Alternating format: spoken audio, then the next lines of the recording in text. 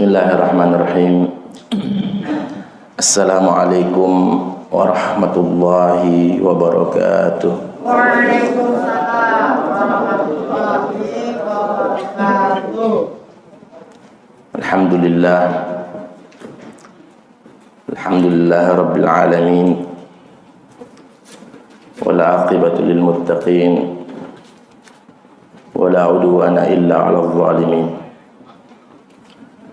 Asyhadu an la ilaha illallah wahdahu la syarika lah.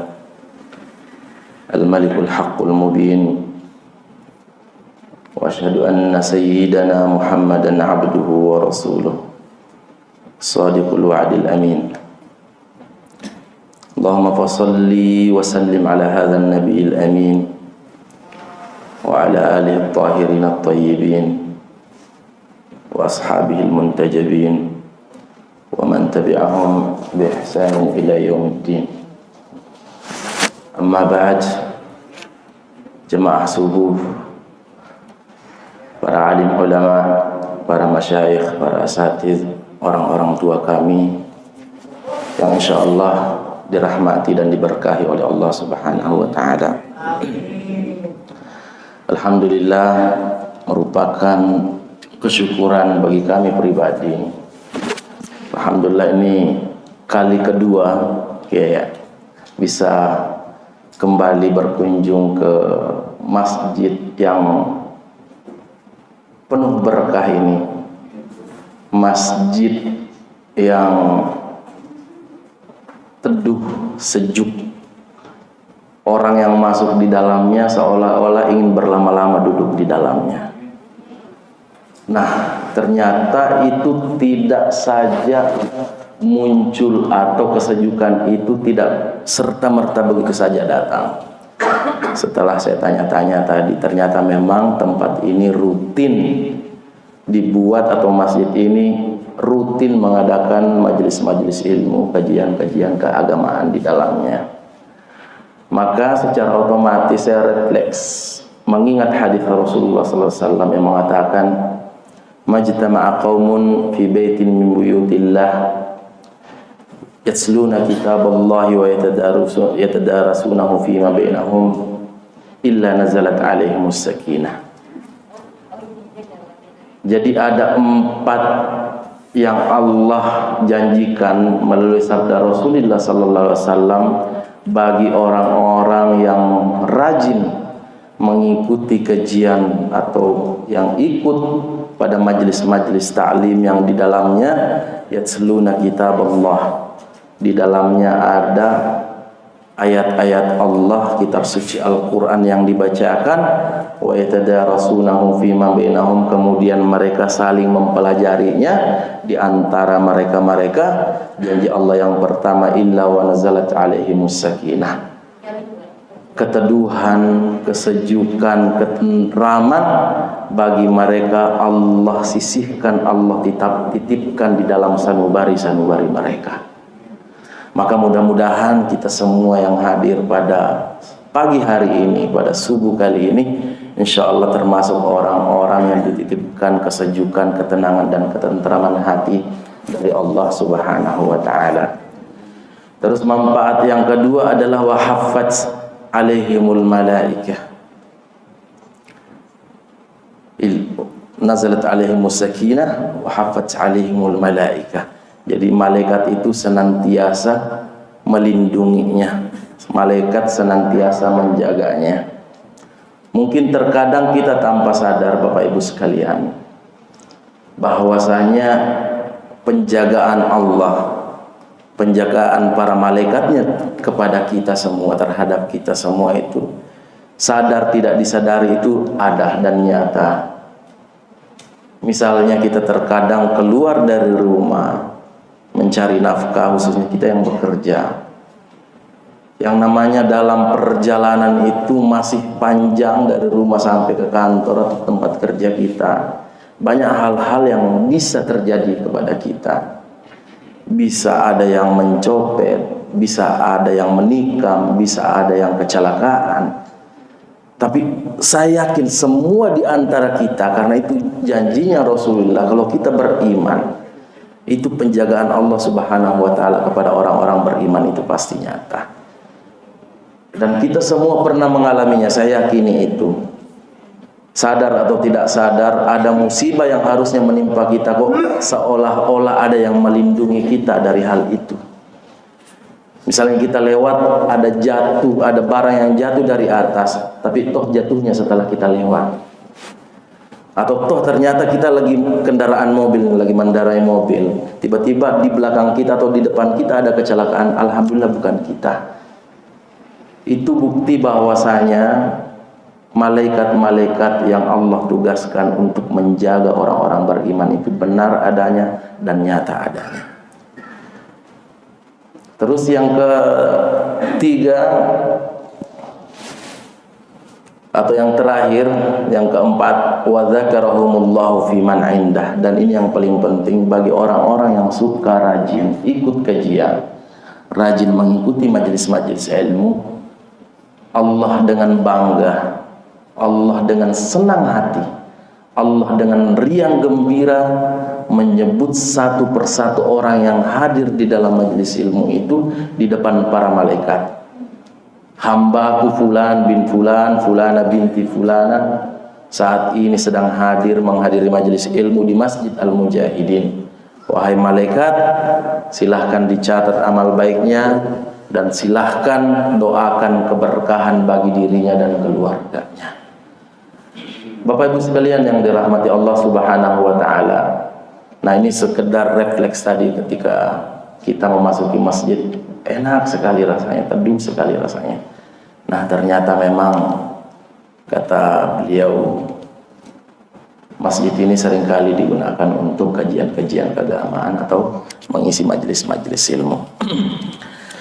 Bapak Ibu sekalian yang dirahmati Allah Subhanahu wa taala, terkait dengan tema yang diberikan kepada kami untuk materi pada pagi hari ini adalah refleksi sejarah sebab kemajuan dan sebab kemunduran umat Islam.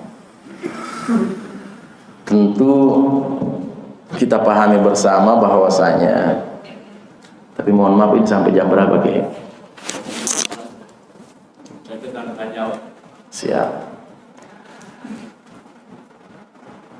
Dalam perjalanan peradaban umat manusia ada yang namanya kerajaan-kerajaan, ada yang namanya imperium yang menguasai dunia. Dulu zaman para nabi ada di Irak namanya kerajaan Babilonia, tapi itu hancur dan musnah. Terus di Mesir ada kerajaan-kerajaannya Fir'aun, sampai sekarang toh hancur dan musnah. Kita tarik lagi setelah zaman itu ada imperium besar, dua negara barat dan timur, ada Romawi dan ada Persia. Toh hancur dan tinggal nama saja. Kemudian datanglah peradaban Islam, diprakarsai oleh Sayyidina Rasulullah SAW, berjaya begitu lama, hampir 14 abad lamanya. Kemudian runtuh dan dinyatakan bubar khilafah Islamiyah itu pada tahun 1924 Masehi. 2 tahun setelah itu NU juga lahir 1926. Nah, ini tandanya apa Bapak Ibu sekalian yang dirahmati Allah Subhanahu wa taala? Bapak sosiologi, pakar sejarah Abdurrahman Ibn Khaldun, ulama sosiologi berasal dari Tunisia, menulis kitab yang begitu tebal. Nama kitabnya itu adalah Kitabul Ibar wa Diwanul Mubtada wal Khabar fi Ayyamil Arabi wal Ajam wal Barbar wa man asarahum min dhis Sultanil Akbar. Bukunya ini berjumlah 8 jilid. Nah, jilid pertama itu Beliau namanya sebagai Al-Muqaddimah, pendahuluan. Nah, pendahuluan dari buku ini saja Bapak Ibu sekalian yang dirahmati Allah, itu sekitar 500 sampai 600 halaman. Itu pendahuluan, cuma kata pengantar. Nah, tapi justru yang terkenal adalah kitab beliau ya Al-Muqaddimah ini, padahal ini cuma pengantar daripada Kitabul Ibar, kitab beliau yang begitu tebal. Nah, Ibnu Khaldun dalam teorinya mengatakan bahwasanya semua perjalanan peradaban manusia itu sama dengan perjalanan kehidupan manusia dari ia dilahirkan, kemudian tumbuh menjadi remaja, menjadi dewasa, tua, rentah, lemah, kemudian meninggal. Nah, begitu juga dengan peradaban. Dalam peradaban umat manusia atau dalam peradaban-peradaban kerajaan yang kita kenal, yang kita sebutkan tadi, semuanya pasti melewati ada namanya marhalatun nusyur, masa didirikannya kerajaan itu, atau kalau kita manusia, masa dilahirkannya kita sebagai manusia. Nah, tentu pada periode pertama ini tidak langsung menjadi negara dikdaya atau bangsa yang kuat. Justru periode pertama ini menentukan keberlangsungan peradaban itu, apakah akan menjadi peradaban yang lama atau akan belum sempat menjadi sukses atau belum sempat menjadi peradaban yang maju, sudah ditelan sejarah. Tapi kata Ibnu Khaldun yang jelas, peradaban, semua peradaban itu pasti melewati 4 tahap itu.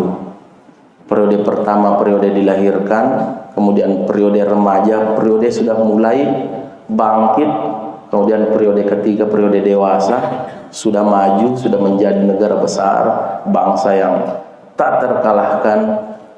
Namun lagi-lagi beliau juga mengatakan, inna su'ubat tuwallidu ar-rijal al-aqwiya. Setiap kesulitan atau setiap masa-masa sulit itu akan melahirkan orang-orang pejuang-pejuang yang tangguh tak terkalahkan. War-rijalul aqwiya yuwalliduna ar-rafaha. Nah, orang-orang yang kuat ini tadi, seperti kalau kita suka nonton film kolosal kayak Conan misalnya kan. Nah, dalam drama itu kan Conan adalah pria yang kuat, kemudian nanti bisa membimbing kaumnya, bangsanya, yaitu kaum barbar, untuk berperang melawan kaum Romawi saat itu, kemudian berhasil dan mendirikan kerajaannya sendiri. Nah, orang-orang kuat yang tadi, pejuang-pejuang yang tangguh tadi, inilah yang akan mencapai masa keemasan, masa kejayaan. Namun kata Ibnu Khaldun lagi, masa kejayaan itu pula juga akan kembali melahirkan orang-orang lemah, karena terlena dengan kenikmatan duniawi, karena terlena dengan perhiasan-perhiasan duniawi. Akhirnya tidak lagi bersungguh-sungguh untuk memperjuangkan apa yang selama ini perjuangkan, terlena menikmati apa yang sudah tersedia. Maka kembali lagi sejarah akan mengulang dirinya, yang tadinya orang lemah karena masa-masa sulit menjadi kuat. Yang kuat tadi ini menciptakan masa kejayaan, kemudian masa kejayaan itu juga akan menciptakan kembali orang-orang lemah. Bapak Ibu sekalian yang dirahmati Allah Subhanahu wa taala, dalam konteks berbangsa dan bernegara, ada teori penting Ibnu Khaldun yang mungkin jika kita praktekkan dalam kehidupan kita, kehidupan sehari-hari, kehidupan berbangsa dan bernegara pun, insya Allah kita bisa menjadi bangkit, bisa menjadi negara yang kuat. Apa itu? Beliau mengatakan hal ini yang mendukung maju mundurnya suatu pemerintahan, Beliau menamai al-asabiyah. Apa itu al-asabiyah? Asabiyah, Bapak Ibu sekalian, itu adalah sikap loyalitas dan royalitas kepada, kalau orang-orang Arab kepada sukunya, tapi mungkin kita dalam konteks berbangsa dan bernegara adalah loyal kepada negara kita. Al-asabiyah juga kalau kita entahkan ke dalam Pancasila, maka dia masuk dalam sila ketiga, yaitu Persatuan Indonesia. Kata Ibnu Khaldun, anna ad-da'am al-asasiyya lil hukm takmun fil asabiyah. Pendukung utama daripada politik pemerintah itu adalah tergantung pada persatuan umatnya. Tidak ada satu negara yang kuat, tiada satu bangsa yang tak terkalahkan jika dia tidak bersatu. Karena persatuan inilah maka kita menjadi kuat. Kalau dalam kitab Al-Wasaya, Ibnu Arabi mengatakan persatuan umat Islam itu bagaikan sapu lidi. Kumpulan beberapa lidi itu kemudian disampul dan wa'tasimu bihablillah, dengan talinya Allah, tali persaudaraan, maka sekuat apapun manusia, sekuat apapun orang itu tidak mungkin mampu mematahkan lidi yang berkumpul dalam satu sampul. Tapi coba potong sampulnya, lepaskan, biarkan dia bercerai-berai, ambil satu persatu dengan mudahnya, bahkan tanpa kekuatan pun kita bisa memotong dan mencerai-beraikan dan memisah-misahkan sapu lidi tersebut. Nah, seperti itulah persatuan Bapak Ibu sekalian. Jika kita, khususnya umat Islam, ingin bangkit kembali, ingin berjaya kembali, tidak gampang digoyahkan, tidak gampang dipisahkan dan bercerai-berai, maka wa'tasimu, dalam ayat Al-Quran, wa'tasimu bihablillahi jami'a wa la tafarraqu. Sudah diingatkan oleh Allah, silahkan kalian bersatu, jangan bercerai-berai. Nah, kunci, kembali lagi, kunci kesuksesan satu bangsa atau satu kaum, satu pemerintahan terletak kepada al-asabiyah menurut Ibnu Khaldun. Nah, di dalam hadis juga dikatakan, kita ini dalam konteks kita selaku umat Islam, kenapa umat Islam butuh bersatu? Kata Sayyidina Rasulullah SAW, "Mathalul mu'minina fi tawaddihim wa tarahumihim wa ta'atufihim." Perumpamaan orang-orang yang beriman dalam berkasih sayang, dalam berlemah lembut. Mathalul jasad, itu bagaikan satu batang tubuh. Nah, kita semua umat Islam ini bagaikan satu batang tubuh. Idza ishtaka minhu 'udhun tada'a lahu sa'irul jasadi bil sahri wal humma. Anggota tubuh, jika satu saja, misalnya kaki kita yang merasa sakit, bukan saja kaki yang sakit, tapi seolah-olah seluruh tubuh ini merasakan sakitnya. Sakit gigi misalnya, meskipun cuma gigi gusi misalnya yang sakit, tapi kita nggak bisa beraktivitas karena seolah-olah semua anggota tubuh ini merasakan sakitnya. Pertanyaannya sekarang, sudahkah itu terjadi pada tubuh umat Islam? Apa yang menimpa saudara-saudara kita di Burma, saudara-saudara kita di Palestina, saudara-saudara kita di negara-negara Arab yang saat ini dilanda perang?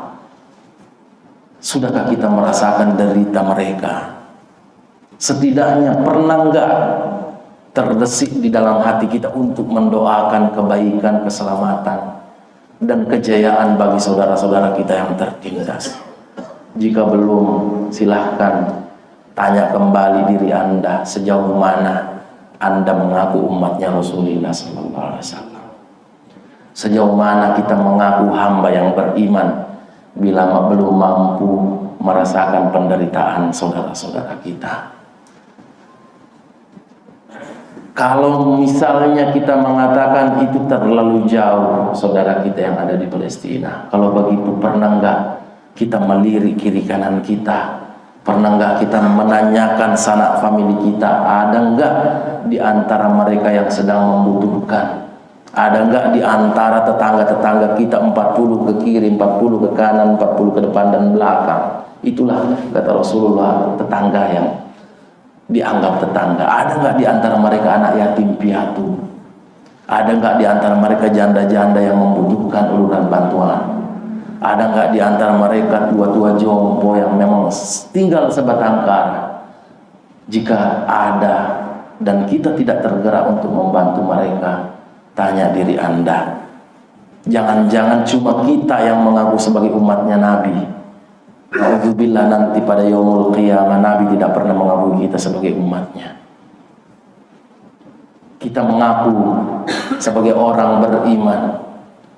Jangan-jangan cuma kita yang mengaku beriman. Di dalam Al-Quran disindir, jangan katakan kamu beriman, tapi qul, katakan saya cuma berislam.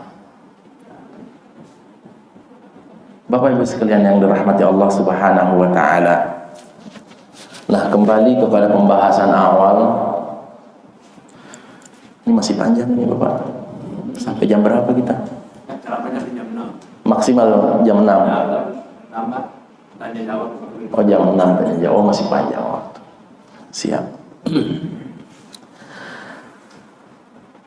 Nah, Ibnu Khaldun kembali lagi membagi asobiyah ke dalam dua hal. Tadi asobiyah apa Bapak Ibu?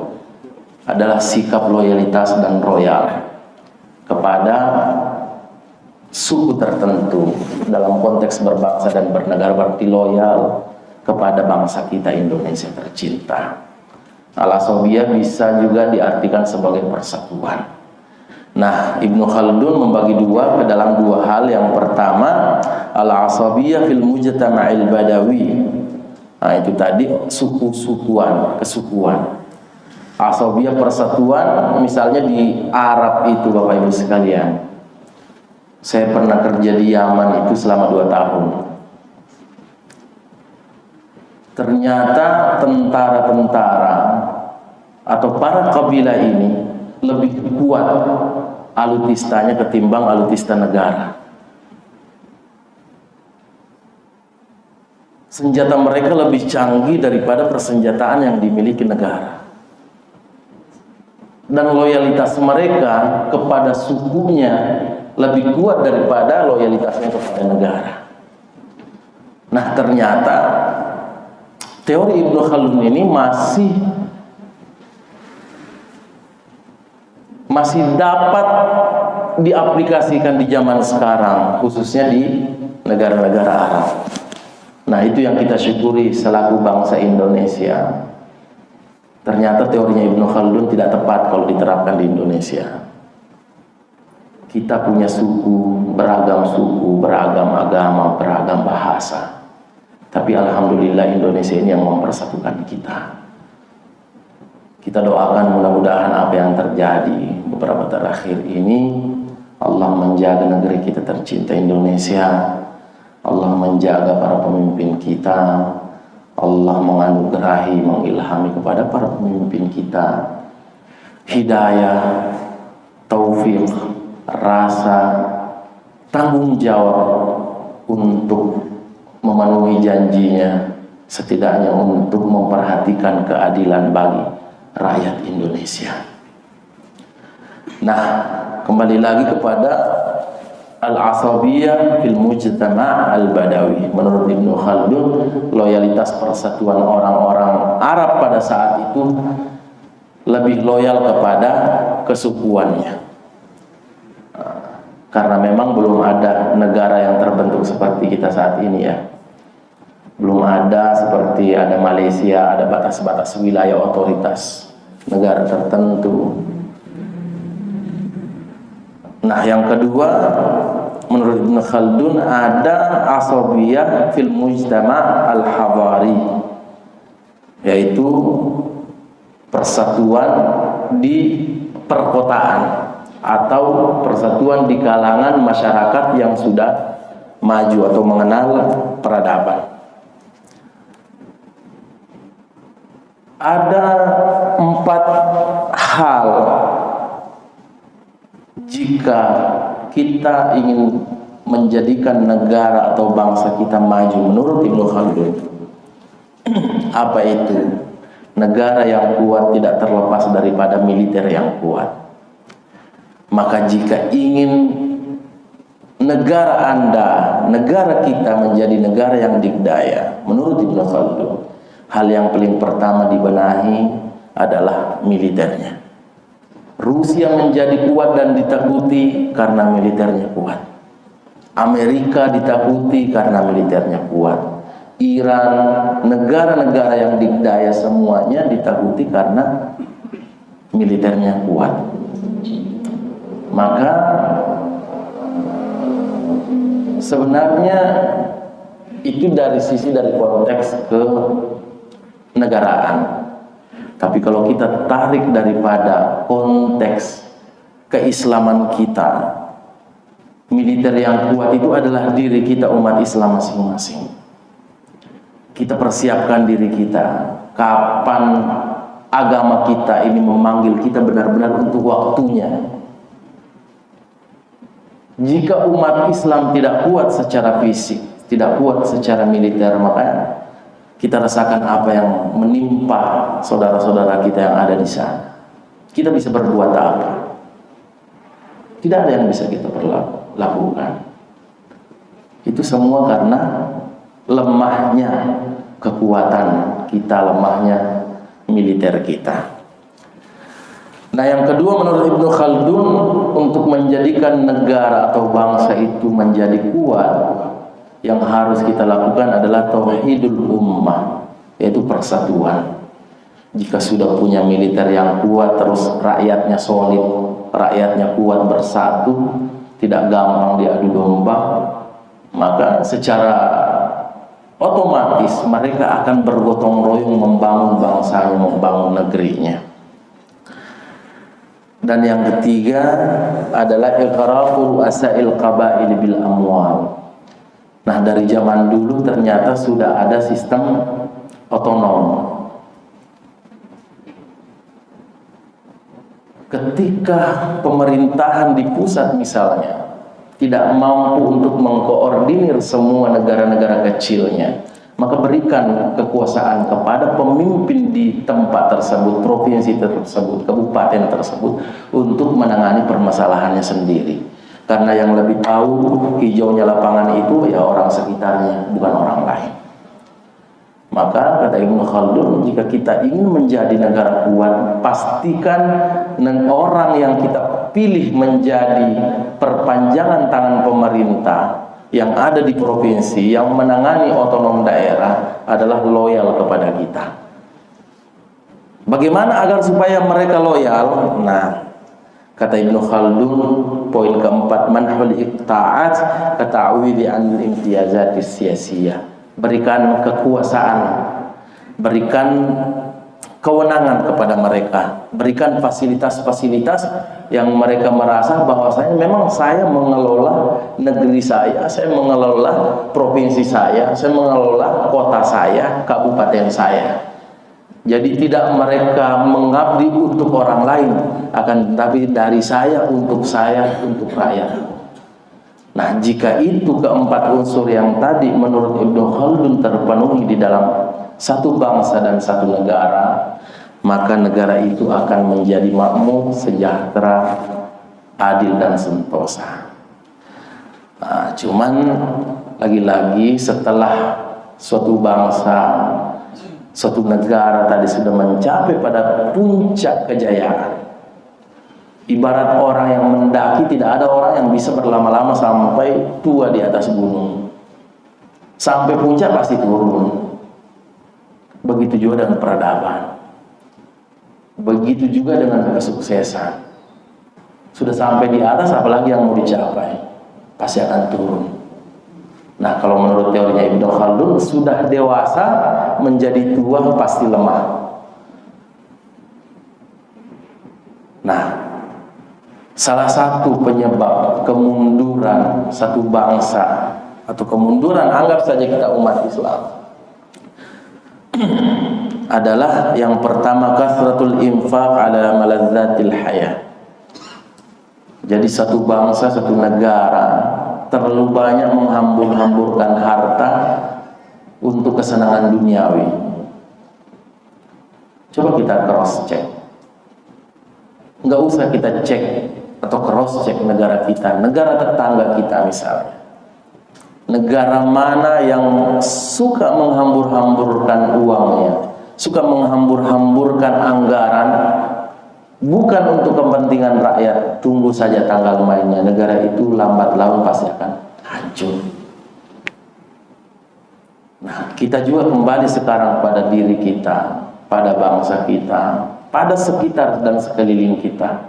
Jika ada orang yang suka menghambur-hamburkan, orang kaya misalnya, gampang menghamburkan pada hal-hal yang negatif, pada hal-hal yang sama sekali tidak bermanfaat, tunggu tanggal mainnya. Kekayaannya tidak bertahan lama. Nah, dalam konteks berbangsa dan bernegara, harusnya kita pun bisa lebih bijak untuk mengatur anggaran negara kita. Maka kita doakan pemerintah kita, mudah-mudahan diberi taufik, dimudahkan dalam menjalankan amanah yang berat ini, sehingga anggaran yang sepatutnya untuk kesejahteraan bangsa dan rakyat Indonesia itu benar-benar tepat sasaran dan tidak dibuang-buang seperti yang dikatakan Ibnu Khaldun tadi. Terus ada hal yang paling urgen dan yang paling mendominasi faktor kemunduran suatu negara, kata Ibnu Khaldun. Apa itu?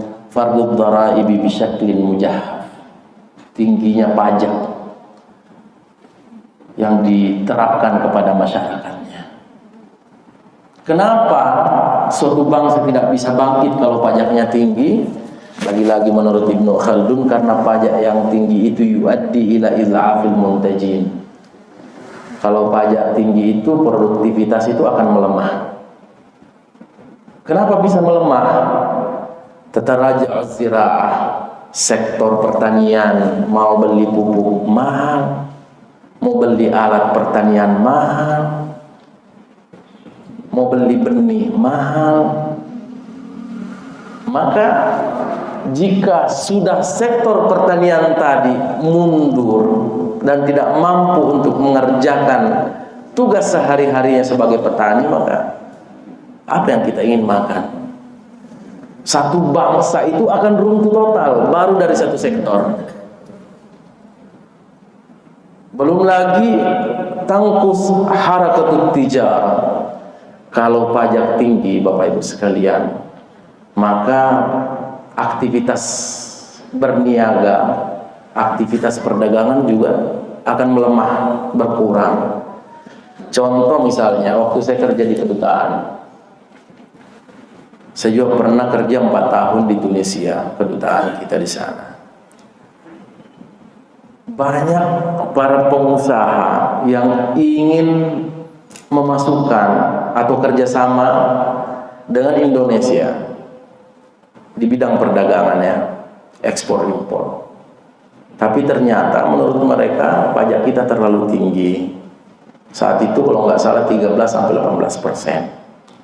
Nah, sehingga mereka lebih condong untuk bekerja sama dengan para pengusaha yang ada di negara-negara Eropa atau yang ada di negara-negara teluk misalnya yang non pajak, ataupun kalaupun ada pajaknya paling 1-3%. Nah, ternyata dari situ saya merasa, wah, kalau begini memang sangat berpengaruh terhadap perkembangan ekonomi kita. Jika pajak diterapkan terlalu tinggi, maka pengusaha-pengusaha lain pun dari luar pun tidak melirik negara kita untuk menanam saham di Indonesia. Nah, tapi yang mudah-mudahan ada kebijakan terbaru bisa memudahkan para pengusaha luar untuk bisa menanam investasi di Indonesia. Nah, kembali kepada pembahasan kita.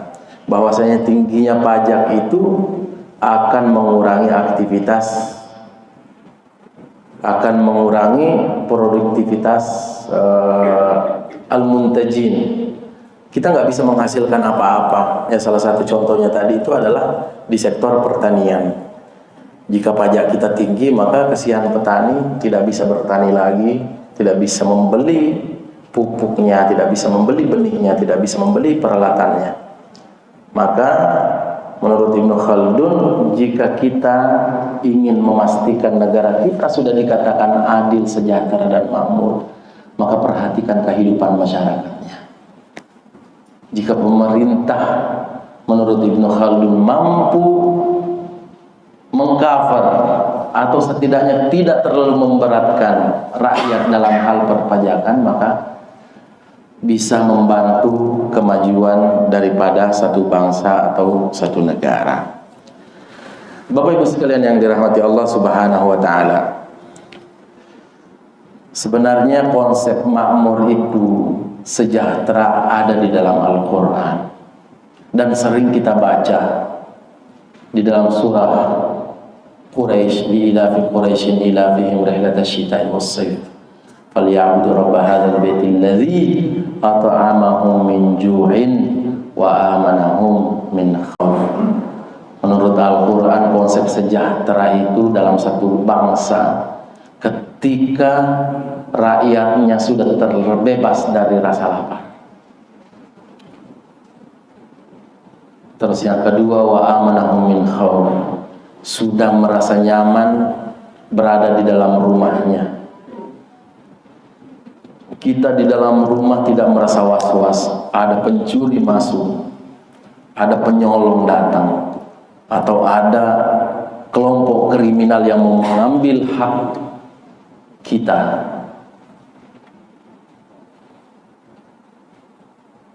Dan pada kenyataannya dalam kajian-kajian sosiologi, adanya tindak kriminal itu kan karena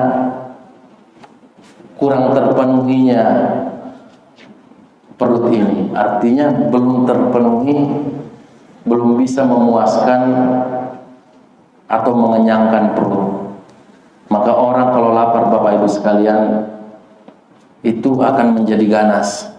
Ya, misalnya hewan lah, kalau hewan itu lapar, bahkan pembinanya yang selama ini membina dia puluhan tahun pun dimakan olehnya. Maka kita selaku pemerintah, siapapun di sini, kita sebagai bupati kah, sebagai camat, sebagai RT RW, pastikan bahwasanya perut-perut saudara-saudara kita, rakyat kita yang kita pimpin itu terpenuhi. Tidak ada yang tidur dalam keadaan lapar. Maka jika itu sudah terpenuhi, insya Allah rasa aman pun akan tercipta. Dalam satu riwayat dikatakan salah satu pemimpin umat Islam yang sampai saat ini sering diceritakan keadilannya, diceritakan puncak kemakmuran umat Islam saat itu adalah di zaman Umar ibn Abdul Aziz. Dalam perkataan beliau yang masyhur, unfurul qamha ala ruhusil jibal, beliau mengatakan, memerintahkan kepada seluruh prajurit untuk menanam atau melemparkan benih-benih di puncak-puncak gunung. Untuk apa? Likaila yuqal ja'a tayrun fi biladil muslimin, agar supaya tidak ada yang mengatakan, orang luar mengatakan bahwasanya ada satu burung yang mati kelaparan di negara orang-orang Islam. Bayangkan begitu sejahteranya umat Islam di zamannya Umar bin Abdul Aziz, sampai hewan pun diperhatikan. Kalau hewan diperhatikan, berarti semua masyarakatnya sudah sejahtera. Beliau tidak menginginkan satu burung pun mati di negeri orang-orang Islam. Nah, mudah-mudahan Bapak Ibu sekalian, kita berdoa, dan itu pasti kita harus yakini bahwasanya ada saatnya kejayaan umat Islam ini akan kembali. dengan kita atau tanpa kita, yang jelas Allah Subhanahu wa taala akan menolong agamanya. Alangkah lebih baiknya jika kita bisa turut berkontribusi, memberikan sedikit sumbangsi atas kejayaan. Mudah-mudahan kita bisa menyaksikan kejayaan kembali umat Islam. Bapak Ibu sekalian yang dirahmati oleh Allah Subhanahu wa taala, itulah tadi kajian singkat kita terkait sebab-sebab kemajuan dan kemunduran suatu bangsa, atau sebab-sebab kemajuan dan kemunduran umat Islam. Apa saja yang dilakukan orang-orang terdahulu sehingga bisa mencapai kejayaan, dan apa-apa yang mereka lakukan sehingga mereka bisa hancur, bahkan sampai ditelan bumi dan tidak terdengar sejarah. Ya, mungkin dilanjutkan dengan sesi tanya jawab. Sekiranya ada yang ingin bertanya, boleh kita sharing. Mudah-mudahan kita bisa jawab pada saat ini. Kalaupun belum kami mampu menjawabnya, mungkin kita jadikan PR, cari bersama jawabannya, dan akan kami jawab di sesi yang lain pada kesempatan berikutnya. Hadza minni wallahu a'lam bissawab, wallahu muwaffiq ila aqwamit thariq. Wassalamu alaikum warahmatullahi wabarakatuh.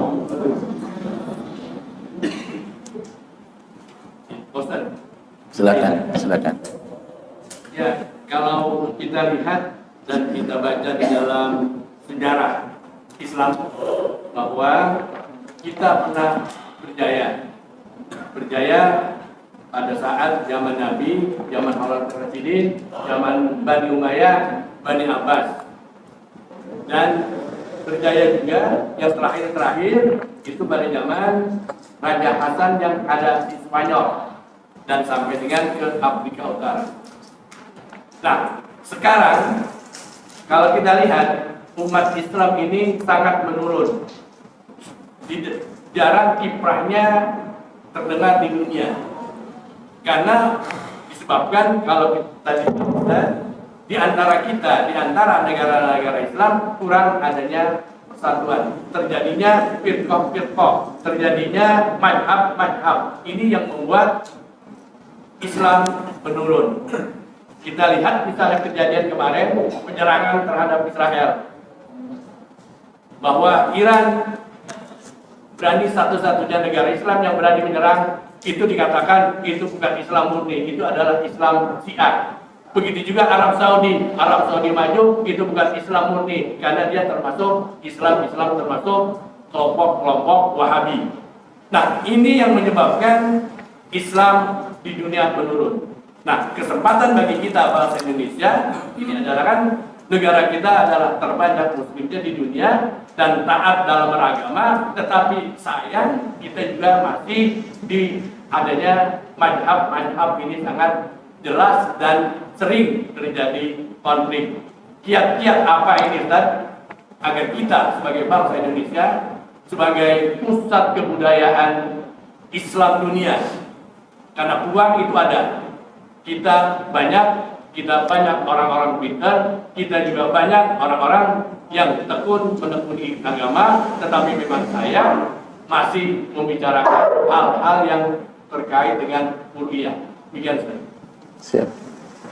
Ada lagi? Satu lagi.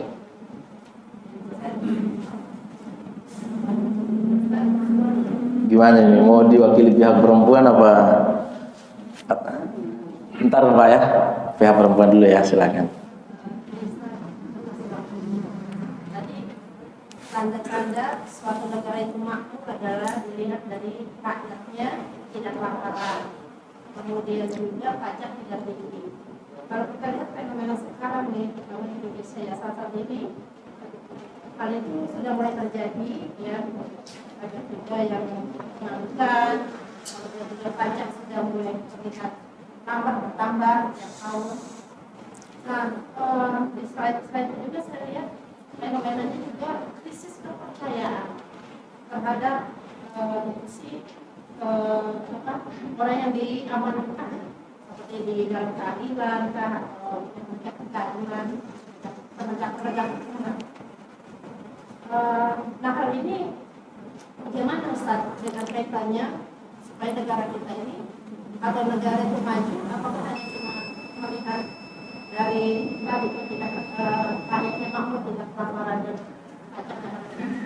Tapi saya lihat kepercayaan itulah juga penting, sama juga ini jaga mulutnya. Karena dari mulut itu orang bisa tinggi derajat dan juga bisa rendah derajat. Baik. Ditampung dulu atau langsung dijawab aja? Baik. Tadi terkait munculnya firqah-firqah sekte-sekte di dalam tubuh umat Islam itu sendiri yang menjadi penghalang besar, bisa dikatakan penghalang besar bersatunya umat Islam. Ketika yang satu membantu saudaranya yang lain, dikatakan atau dituduh, kalaupun memang benar, ya adalah nada-nada selain provokatif. Wah, itu nggak murni Islam, itu Syiah.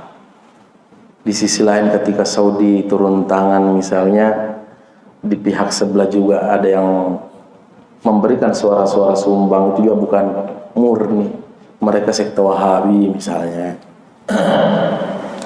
Nah, sekte-sekte ini atau pemilahan-pemilahan ini yang memang tidak dipungkiri menjadi PR kita bersama.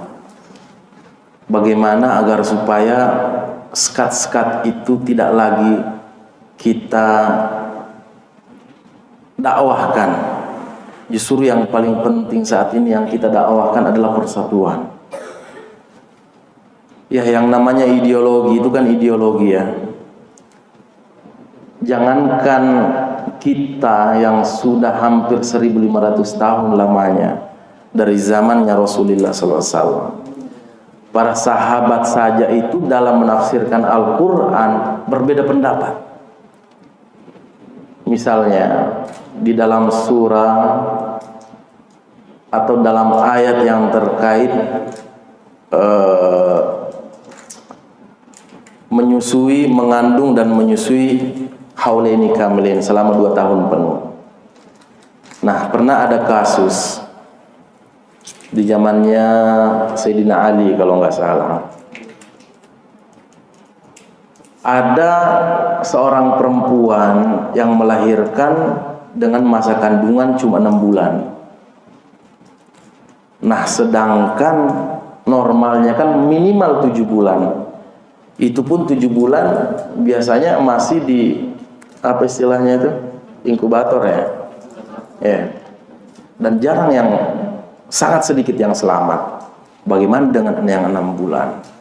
Sehingga umat Islam saat itu pada menuduh orang yang melahirkan ini pasti ini hasil dari di luar nikah, bukan dari hasil pernikahan. Karena umur pernikahan Anda baru mencapai 6 bulan, sehingga banyak yang menyuarakan untuk dirajam. Datang Sayyidina Ali, ada apa? Diceritakanlah bahwasanya ini seorang perempuan melahirkan sedangkan kandungannya baru 6 bulan. Kata Sayyidina Ali, apa yang salah? Padahal banyak sahabat yang hadir saat itu, tapi tidak ada yang memberikan penafsiran seperti yang diberikan oleh Sayyidina Ali. Kata Sayyidina Ali, lupakah kalian ayat yang mengatakan bahwasanya orang dari masa kehamilan, kemudian masa proses kelahiran dan sampai menyusui itu jumlahnya sebanyak 3 tahun. 3 tahun. Jadi 2 tahun menyusui, 2 tahun berarti 24 bulan ditambah 6 bulan 30 syahran ya. 30 bulan. Nah, yang ingin kami sampaikan di sini bahwa yang namanya berbeda pendapat itu lumrah, Bapak Ibu ya. Itu pasti terjadi. Jangankan orang lain, kita saja yang dari sumber satu ibu satu ayah berbeda pendapat dengan saudara kita. Kita yang melahirkan anak kita pun berbeda pendapat dengan anak kita. Nah, pendapat-pendapat yang tadi kemudian memiliki pengikut pengikut itu yang kemudian menjadikan ideologi ini menjadi panutannya, misalnya seperti dalam hal akidah ada Maturidiyah, ada Asy'ariyah, dan banyak sekte-sekte yang lainnya. Itu berawal daripada cuma sekedar pendapat biasa, kemudian dijadikan ideologi dan terbentuklah ia mazhab-mazhab. Memang ada hadisnya Rasulullah yang sudah mengingatkan kita bahwasanya iftaraqatil yahuda ala wahid wa sab'ina firqah wa tafarraqatin nasara ala thintain wa sab'ina firqah wa sataftariqu ummati ala thalatha wa sab'ina firqah. Umat Yahudi telah terpecah belah menjadi 71 golongan. Kemudian umat Nasrani pun terpecah menjadi 72 golongan, dan umatku selanjutnya akan terpecah menjadi 73 golongan. Tapi pada faktanya kita bukan 73 golongan lagi, bahkan mungkin sudah ribuan golongan kita. Nah, itu juga menjadi isyarat dari Rasulullah SAW bahwa memang di akhir zaman ini itu salah satu ujiannya kita umat Islam, yaitu perpecahan ini. Maka selalu diingatkan oleh Rasulullah tentang persatuan. Bahkan diibaratkan persatuan umat Islam itu bagaikan satu batang tubuh, jangan sampai bercerai-berai. Nah, pertanyaannya apa sih solusi atau kira-kira kiat apa yang perlu kita lakukan agar supaya umat Islam ini bersatu? Ya, kalau menurut Syekh Tahir bin Ashur dalam kitab Usulul Nizam al-Ijtima'i fil Islam, pondasi-pondasi dasar sosial sistem dalam Islam, Ibnu Ashur mengatakan untuk melihat persatuan, kejayaan dan kebangkitan satu bangsa, maka yang pertama harus dilakukan adalah islahul fardi. Kita harus introspeksi diri, harus perbaiki diri, harus ada reformasi individu. Karena dari individu-individu ini, apalagi individu itu adalah kepala keluarga, dia yang akan membina keluarganya menjadi keluarga yang baik. Jika dalam satu komunitas, satu kompleks, satu kecamatan ini ada beberapa keluarga-keluarga ini yang benih-benihnya baik, maka keluarga-keluarga lain pun akan mencontoh. Keluarga si Fulan bin Fulan adalah keluarga teladan, patut kita contohi. Contoh itu si B ini baik orangnya, tuh didikan ayahnya baik tuh. Akhirnya muncullah komunitas-komunitas keluarga ini dalam satu kecamatan, dalam satu lingkup kabupaten, dan besar nanti menjadi bangsa. Keluarga-keluarga yang baik, komunitas-komunitas yang baik, berawal daripada reformasi individu. Nah, jika tadi semua komunitas ini adalah orang-orang baik, maka otomatis dari komunitas itu akan muncul pemimpin-pemimpin yang baik. Jika pemimpin dan yang dipimpin adalah orang-orang baik, apakah kira-kira negara kita tidak akan maju? Jika ada satu komunitas dipimpin oleh orang baik dan yang dipimpin adalah orang-orang baik, saya pastikan 150% akan menjadi komunitas yang sukses. Maka jika kita ingin melihat persatuan umat Islam itu kembali, perbaiki dulu diri kita, perbaiki keluarga kita, tanamkan, sudahkah kita menanamkan nilai-nilai keislaman dalam kehidupan sehari kita, nilai-nilai keislaman dalam kehidupan keluarga kita, komunitas kita. Jangan-jangan di jalan baru disenggol sedikit sudah memaki, sudah mencaci. Bagaimana umat Islam mau bersatu, hal yang sepele itu pun belum bisa kita perbaiki. Maka saran kami pribadi, jika memang seperti yang dikatakan Ibnu Ashur, jika kita ingin melihat kembali persatuan ini, maka perbaiki diri kita masing-masing dulu, berawal dari diri kita. Kemudian kita akan memberikan pengaruh kepada keluarga kita. Keluarga ini akan memberikan pengaruh kepada komunitas kita. Maka secara otomatis komunitas atau bangsa kita menjadi orang-orang baik, dipimpin oleh orang baik, maka insya Allah pada saat itu akan turun rahmatnya Allah Subhanahu wa Ta'ala dan menjadikan negeri kita sebagai baldatun thayyibatun wa rabbun ghafur. Saat itulah tercipta yang namanya negeri adil, negeri aman, makmur dan sentosa. Itu Pak ya. Terus yang kedua, masalah fakta atau kehidupan berbangsa dan bernegara kita dalam konteks keindonesiaan. Ibu mengatakan bahwasanya kemungkinan, ya mungkin tadi barometer yang saya sebutkan beberapa dari Ibnu Khaldun, kemudian menyebutkan beberapa dari Al-Quran. Salah satunya adalah kalau sudah terpenuhi rasa lapar ini, perut ini tidak lapar lagi, maka itu termasuk ciri negara yang makmur. Disanggah oleh ibu bahwasanya mungkin dalam konteks Indonesia tidak sampai di situ saja, tapi beliau menitik beratkan bahwasanya trust, kepercayaan rakyatlah kepada pemangku kebijakan itu yang kurang. Itu Bu ya. Tapi kalau menurut kami pribadi, saya tanya lagi bahwasanya trust itu hilang karena apa?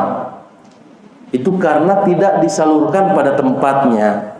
Dalam artian misalnya ada anggaran yang harusnya disalurkan kepada memang yang berhak, kepada para duafa, kepada para fakir miskin misalnya. Jika tepat sasaran, saya yakin bahwasanya trust itu tetap akan ada. Kenapa itu tidak ada? Ya karena tadi itu tidak tepat sasaran. Bukti bahwasanya itu tepat sasaran, tidak ada lagi orang yang lapar. Jika orang semuanya sudah merasa tentram di dalam rumah, merasa nyaman di dalam rumah, bukankah itu adalah bukti bahwasanya negara ini adalah memang negara yang aman, negara yang sejahtera. Misalnya kalau kita ke Saudi Bu ya, atau negara-negara yang maju kayak Emirat, itu kita ketinggalan apapun. Bahkan di Taiwan dan Jepang, saya tahun kemarin di Taiwan, tas saya ketinggalan di kereta. Di dalamnya ada laptop, ada sekitar $1.500, ada HP, ada banyak barang berharga di situ. Saya udah, yang paling berharga adalah paspor saya. Gimana saya pulang ke Indonesia kalau paspor saya hilang? Masalahnya kita Indonesia belum ada hubungan diplomatik dengan Taiwan. Kalau seandainya di negara lain yang ada perwakilan negara kita, ada KBRI, ada KJRI, bisa saya mengurus paspor kalau hilang. Nah ini Taiwan belum ada hubungan diplomatik. Ada cuma KDI, Kantor Dagang dan Ekonomi Indonesia. Jadi sifatnya cuma bisnis, bukan politik. Nah yang saya kagumkan saat itu, alhamdulillahnya pas telepon stasiun ternyata sudah diamankan. Padahal kalau orang mau ngambil, ya pasti beruntung sekali. Ya ini ciri-ciri negara yang menurut saya negara yang sejahtera. Karena sudah tidak ada lagi orang yang mau mencuri, orang yang mau merampok. Kenapa? Karena orang merampok, orang mencuri itu kan karena kelaparan. Meskipun mungkin di dalam hal medis ada memang penyakit, ada istilahnya itu yang suka bukan niat untuk mengambil, cuma kebiasaan dan iseng gitu, nggak butuh barang itu tapi diambil, apa yang dia lihat diambil gitu. Ada penyakit itu dari sisi medisnya. Nah, tapi menurut saya itu kan berbeda halnya dengan penjarahan, perampokan, pencurian. Nah bila mana tadi pemangku kebijakan atau pemerintah dalam hal ini sudah tepat sasaran, memberikan anggaran pada orang-orang yang memang berhak untuk menerimanya, insya Allah bagi kami trust masyarakat, kepercayaan masyarakat itu tidak akan berkurang. Berkurangnya trustnya kita itu karena itu tadi adanya penyalahgunaan anggaran, ini menaikkan itu, menaikkan ini, cuma ternyata untuk kepentingan segelintir elit misalnya, bukan untuk kepentingan masyarakat yang membutuhkan. Tapi jika sekiranya negara kita seperti negara-negara yang maju pada umumnya, maka insya Allah masyarakat akan tetap percaya Dan kami pribadi tetap percaya bahwasanya pemerintah kita sudah berusaha semaksimal mungkin. Kalaupun ada yang masih kurang tepat, itu adalah oknum. Dan kalaupun memang ada yang masih kurang tepat, tugas kita untuk melengkapi sebagai masyarakat. Mari menjadi masyarakat yang baik. Kalau ada yang salah dari pemerintah, kita bisa mengkritik pemerintah dengan yang sopan tanpa menjatuhkan. Kalau ada yang kurang dari pemerintah, kita selaku anggota komunitas masyarakat bisa memenuhi atau menutupi kekurangan itu. Ya, itu kurang lebih Bu ya. Ada lagi? Apa sudah? Oh, doa ya. Apa mau nanya lagi Pak? Cukup? Siap, mohon maaf ya lain kali insyaallah. Mudah-mudahan kita ada umur panjang bertemu kembali. Mari kita berdoa bersama-sama, tundukkan hati dan pikiran kita. Berdoa kepada Allah Subhanahu wa taala. Mudah-mudahan Allah Subhanahu wa taala senantiasa menjaga negeri kita, menjaga para pemimpin kita, menjaga dan mengilhami serta menganugerahkan hidayah dan taufiknya kepada bangsa Indonesia khususnya dan kepada seluruh negara-negara Islam pada umumnya. Amin. A'udzubillahi minasyaitonirrajim. Bismillahirrahmanirrahim. Alhamdulillahirabbil alamin, hamdan na'imin, hamdan syakirin, hamdan yuafi ni'amahu wa yukafi mazidah. Ya Rabbana lakal hamdu kama yanbaghi li jalali wajhikal karim wa 'azimi sultanik. Allahumma shalli ala sayidina Muhammadin al-Fatih lima ughliq wal khatim lima sabaq. ناصر الحق بالحق والهادي إلى صراطك المستقيم وعلى آله حق قدره ومقداره العظيم. اللهم أعز الإسلام والمسلمين وأذل الشرك والمشركين ودمر أعداءك وأعداء الدين. اللهم انصر إخواننا المسلمين المستضعفين المجاهدين في غزة فلسطين. اللهم انصر إخواننا المسلمين المستضعفين المجاهدين في غزة فلسطين. اللهم يا خير الناصرين يا أرحم الراحمين يا رب العالمين. اللهم احفظ بلادنا إندونيسيا. اللهم احفظ بلادنا إندونيسيا واحفظ جميع رؤسائنا وجميع بلدان المسلمين يا الله يا أرحم الراحمين. ربنا آتنا في الدنيا حسنة وفي الآخرة حسنة وقنا عذاب النار وأدخلنا الجنة مع الأبرار يا عزيز يا غفار يا رب العالمين. Subhana rabbika rabbil izzati amma yasifun wa salamun alal mursalin walhamdulillahi rabbil alamin. Terima kasih sudah berkunjung di channel ini. Jangan lupa untuk like, komen, dan subscribe agar tidak ketinggalan pada video-video menarik lainnya.